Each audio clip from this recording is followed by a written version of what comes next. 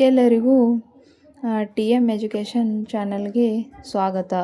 ನೋಡ್ರಿ, ನಾವು ಸಮಾಜ ವಿಜ್ಞಾನದ 6ನೇ ತರಗತಿಯ ಭಾಗ 1 ಹಾಗೂ ಭಾಗ 1 ಅಧ್ಯಾಯ 1 ಬಗ್ಗೆ ನಾವೀಗ ತಿಳಿದುಕೊಳ್ಳೋಣ. ಹಿಂದಿನ ತರಗತಿಯಲ್ಲಿ ನಾವು ಅದರ ಬಗ್ಗೆ ತಿಳಿದುಕೊಂಡಿದ್ದೇವೆ. ನೋಡ್ರಿ, ಇತಿಹಾಸದ ಪರಿಚಯ ಅಧ್ಯಾಯ 1 ಬಗ್ಗೆ ಇತಿಹಾಸದ ಪರಿಚಯ ಮತ್ತು ಆರಂಭಿಕ ಸಮಾಜದ ಬಗ್ಗೆ ತಿಳಿದುಕೊಂಡೇವೆ. ಅದರಲ್ಲಿ ನಾವು ಏನು ತಿಳ್ಕೊಂಡೇವೆ ಅಂದರೆ, ಮೊದಲನೇದಾಗಿ ಇತಿಹಾಸ ಎಂದರೇನು ಹಾಗೂ ಇತಿಹಾಸ ಎಂದರೇನು, ಇತಿಹಾಸ ಏಕೆ ಬೇಕು ಹಾಗೂ ಇತಿಹಾಸದಲ್ಲಿ ಆಧಾರಗಳ ಮಹತ್ವ ಏನಿದೆ ಮತ್ತು ಆಧಾರಗಳಲ್ಲಿ ಎಷ್ಟು ವಿಧಗಳು ಮತ್ತು ಇತಿಹಾಸದ ಆಧಾರಗಳಲ್ಲಿ ಅದರ ಪ್ರಕಾರಗಳು, ಸಾಹಿತ್ಯ ಆಧಾರಗಳು, ಪುರಾತತ್ವ ಆಧಾರಗಳು, ಇದರಲ್ಲಿನ ಪ್ರಕಾರಗಳನ್ನು ತಿಳಿದುಕೊಂಡಿದ್ದೇವೆ. ಇತಿಹಾಸದಲ್ಲಿ ಕಾಲಗಣನೆ ಏಕೆ ಬೇಕು, ಆ ಇತಿಹಾಸದಲ್ಲಿನ ಆರಂಭಿಕ ಸಮಾಜ ಮತ್ತು ಪ್ರಾಗೈತಿಹಾಸಿಕ ಕಾಲದಲ್ಲಿ 3 ಹಂತಗಳ ಬಗ್ಗೆ ತಿಳಿದುಕೊಂಡಿದ್ದೇವೆ. ಅದರಲ್ಲಿ ಮೊದಲನೇದಾಗಿ ಹಳೆ ಶಿಲಾಯುಗ, ಮಧ್ಯಶಿಲಾಯುಗ ಹಾಗೂ ನವಶಿಲಾಯುಗದ ಬಗ್ಗೆ ನಾವು ತಿಳಿದುಕೊಂಡಿದ್ದೇವೆ. ನೋಡ್ರಿ, ಈಗ ನಾವು ಭಾರತದಲ್ಲಿ ಶಿಲಾಯುಗದ ನೆಲೆಗಳು ಎಲ್ಲೆಲ್ಲಿದಾವೆ ಅನ್ನೋದು ಇದರಲ್ಲಿ ನೋಡಿದ್ದೇವೆ. ಈಗ ನೋಡಿ ವಿದ್ಯಾರ್ಥಿಗಳೇ, ನಾವೀಗ ಲೋಹಗಳ ಯುಗದ ಬಗ್ಗೆ ತಿಳಿದುಕೊಳ್ಳೋಣ. ಎದರ ಬಗ್ಗೆ ಅಂದರೆ ಲೋಹಗಳ ಯುಗದ ಬಗ್ಗೆ ತಿಳಿದುಕೊಳ್ಳೋಣ. ಲೋಹಗಳ ಯುಗ ಎದರಲ್ಲಿ ನಮಗೆ ಉಪಯುಕ್ತವಾಗಿದೆ ಅನ್ನೋದನ್ನು ನಾವು ಇತಿಹಾಸದಲ್ಲಿ ಈಗ ತಿಳಿದುಕೊಳ್ಳೋಣ. ನವಶಿಲಾಯುಗದ ಕೊನೆಯ ಕಾಲಕ್ಕೆ ಲೋಹಗಳ ಬಳಕೆ ಆರಂಭವಾಗಿತ್ತು. ನೋಡ್ರಿ, ನವಶಿಲಾಯುಗದ ಕೊನೆಯ ಕಾಲಕ್ಕೆ ಲೋಹಗಳ ಬಳಕೆ ಏನಾಗ್ತದೆ ಅಂದ್ರೆ ಆರಂಭವಾಗ್ತದೆ. ಮೊದಲು ಮಾನವರು ಬಳಸಿದ ಲೋಹ ತಾಮ್ರ. ಮೊದಲು ನೋಡ್ರಿ, ಇಂಪಾರ್ಟೆಂಟ್ ಅದ ಇದು, TET ಒಳಗೆ ಕ್ವಶನ್ ಬರ್ಬೋದು. ಮೊದಲು ಮಾನವರು ಬಳಸಿದ ಲೋಹ ಯಾವುದಂದ್ರೆ ತಾಮ್ರ. ತಾಮ್ರಕ್ಕೆ ತವರನ್ನು ಸೇರಿಸಿ ಕಂಚು ಉತ್ಪಾದಿಸುವುದನ್ನು ಕಲಿತರು. ನೋಡ್ರಿ, ತಾಮ್ರಕ್ಕೆ ತವರನ್ನು ಸೇರಿಸಿ ಕಂಚನ್ನು ಉತ್ಪಾದನೆ ಮಾಡ್ತಾರ. ಕಂಚು ತಾಮ್ರಕ್ಕಿಂತ ಗಡುಸಾದ ಒಂದು ಮಿಶ್ರಲೋಹ. ನೋಡ್ರಿ, ಕಂಚು ತಾಮ್ರಕ್ಕಿಂತ ಗಡುಸಾದ ಒಂದು ಏನಾಗಿದೆ ಅಂದರೆ ಮಿಶ್ರಲೋಹವಾಗಿದೆ. ನೋಡ್ರಿ, ಈಗ ತಾಮ್ರ ಮತ್ತು ಕಂಚಿನ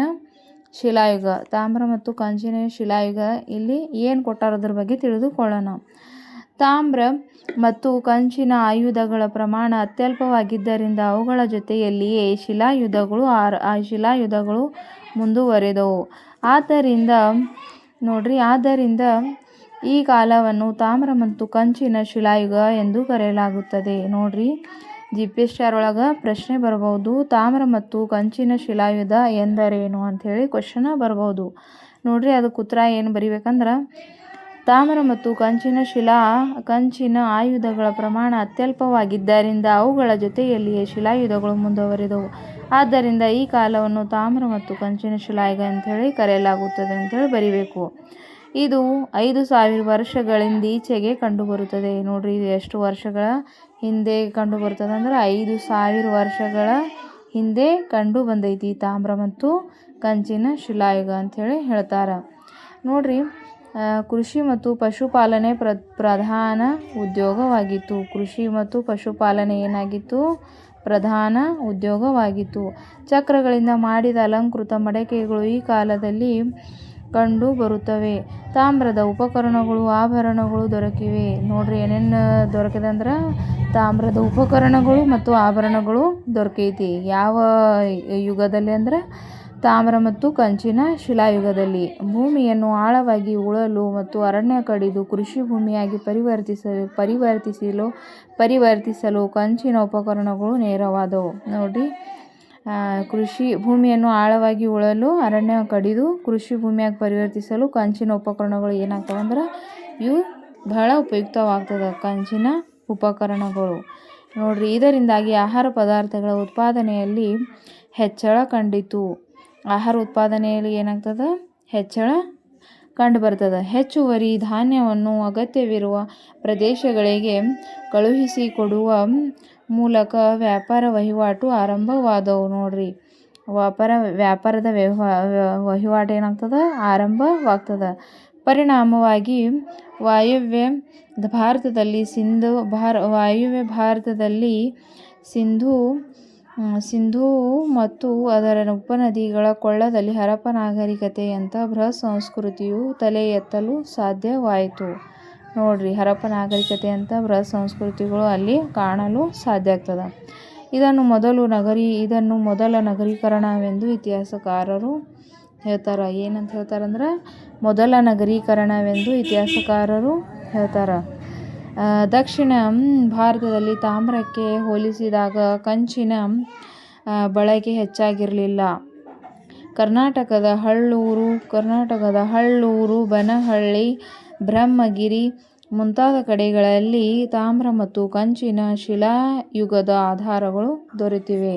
ನೋಡ್ರಿ, ಪ್ರಶ್ನೆ ಬರಬಹುದು. ಇದು ಏನಂತ ಪ್ರಶ್ನೆ ಬರಬಹುದು ಅಂದ್ರೆ ಕರ್ನಾಟಕದ ಕಂಚಿನ ಶಿಲಾಯುಗದ ತಾಮ್ರ ಮತ್ತು ಕಂಚಿನ ಶಿಲಾಯುಗದ ಆಧಾರಗಳು ಎಲ್ಲೆಲ್ಲಿ ದೊರೆತವೆ ಅಂತ ಹೇಳಿ ಪ್ರಶ್ನೆ ಬರಬಹುದು. ಕರ್ನಾಟಕದ ಹಳ್ಳೂರು, ಬನಹಳ್ಳಿ, ಬ್ರಹ್ಮಗಿರಿ ಮುಂತಾದ ಕಡೆಗಳಲ್ಲಿ ತಾಮ್ರ ಮತ್ತು ಕಂಚಿನ ಶಿಲಾಯುಗದ ಆಧಾರಗಳು ದೊರೆತಿವೆ ಅಂತ ಹೇಳಿ ಉತ್ತರ ಬರಿಬೇಕು. ನೋಡ್ರಿ, ಈಗ ನೆಕ್ಸ್ಟ್ ಏನದ ಕಬ್ಬಿಣದ ಯುಗ. ನೋಡ್ರಿ, ಕಬ್ಬಿಣದ ಯುಗ GPSR ಎಕ್ಸಾಮ್ ಒಳಗೆ ಇದು ಬರ್ಬೋದು.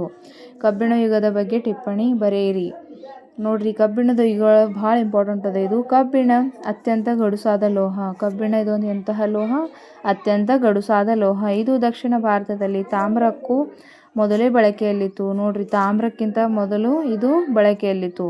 ಕಬ್ಬಿಣವು 3500 ವರ್ಷಗಳ ಹಿಂದೆಯೇ ದಕ್ಷಿಣ ಭಾರತದಲ್ಲಿ ಬಳಕೆಗೆ ಬಂದಿತು. ನೋಡ್ರಿ, ಕಬ್ಬಿಣ ಎಷ್ಟು ವರ್ಷಗಳ ಹಿಂದೆ ಬಳಕೆಗೆ ಬಂದಿತ್ತಂದ್ರೆ 3500 ವರ್ಷಗಳ ಹಿಂದೆ ಏನಾಗ್ಯದ ಬಳಕೆಗೆ ಬಂದೈತಿ. ಈ ಕಾಲವನ್ನು ಬೃಹತ್ ಶಿಲಾ ಸಂಸ್ಕೃತಿಯ ಕಾಲವೆಂದು ಕರೆಯುತ್ತಾರೆ. ಬೃಹತ್ ಶಿಲಾ ಸಂಸ್ಕೃತಿಯ ಕಾಲವೆಂದರೇನು ಅಂಥೇಳಿ ಪ್ರಶ್ನೆ ಕೇಳ್ಬೋದು. ಕಬ್ಬಿಣದ ಆಯುಧ ಮತ್ತು ಸಲಕರಣೆಗಳು, ಕೃಷಿ ಹಾಗೂ ಕರಕುಶಲ ಉತ್ಪಾದನೆ